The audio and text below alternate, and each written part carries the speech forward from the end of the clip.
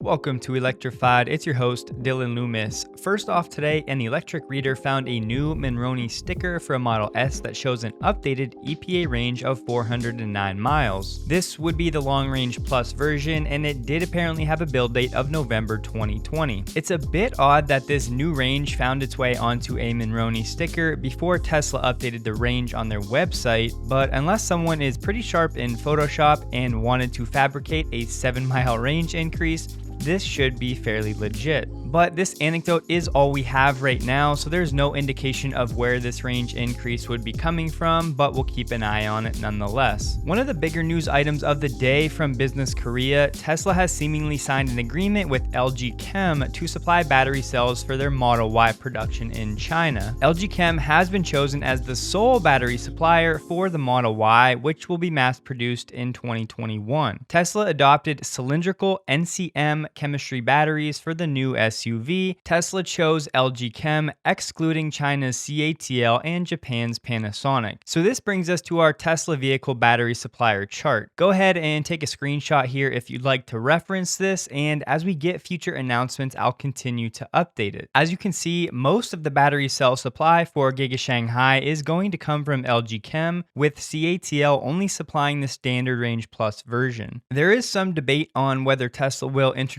a Model Y standard range plus vehicle that could in theory also use CATL prismatic LFP cells, but we'll have to wait and see on that one. So if you take a peek at Tesla stock today, you've seen that it's been hovering around a 6% gain, which can be attributed at least somewhat to a price upgrade at Wedbush. I find this pretty funny actually, and you will see why shortly. Dan Ives at Wedbush now has a $1,000 bull case price target, citing steeper adoption curves over the next 2 years from their presence in China and Europe. He at the same time maintains a neutral rating on the stock, but he did increase his base target from 500 to 560 per share. He noted that EV sales could double in the region, speaking of China, over the next few years, given the pent-up demand for EV vehicles across all price points. Ives went on to say Giga Shanghai could provide a major competitive advantage in the country, and that Europe's ongoing efforts to reduce carbon emissions should drive a bigger focus to EVs. He added, get this, Tesla's Berlin factory build-out is a major step in the right direction that will increase margins and simplify logistics and deliveries throughout Europe looking ahead. Alright guys, please tell me, what part of that information should be treated as new? My answer? None. And look, this is nothing against Ives, but this just makes me laugh that the market is still being moved by these analyst price targets that have historically been way off, and more often than not, they just trail the actual stock moves. I mean, every single thing that he said is something we have known for months, and in some cases, literally years. So I'll take the run up in stock price 8 days a week, but it's just goofy sometimes watching these things play out. And if you have a price range, as all of these analysts do now, what in the world is the point or value in coming out and saying, hey guys, this stock should trade between $300 and $1,000 per share? I mean, come on now.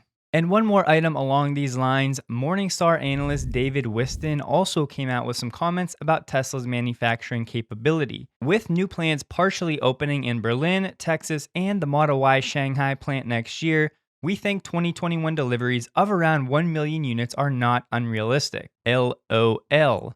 Once again, this should not be news to anyone paying attention here. And to wrap up today's quick episode, Tesla is nearing a $500 billion market cap. In other words, halfway to the $1 trillion valuation. The number needed, if we take 500 billion divided by 947.9 million shares outstanding, we would need a stock price of about $528 to hit that mark. As of this recording, there are still a few hours left to run today, but we shall see how soon we hit that mark. Yet another massive milestone to be celebrated, and even though there will be pullbacks to take us below that mark in the future, reaching it is still an incredible accomplishment. But that's gonna do it. Quick episode for today. Please take a second to like the video. I really appreciate it. Thank you guys for watching, and I look forward to seeing you in the next video. I hope that you have a great day.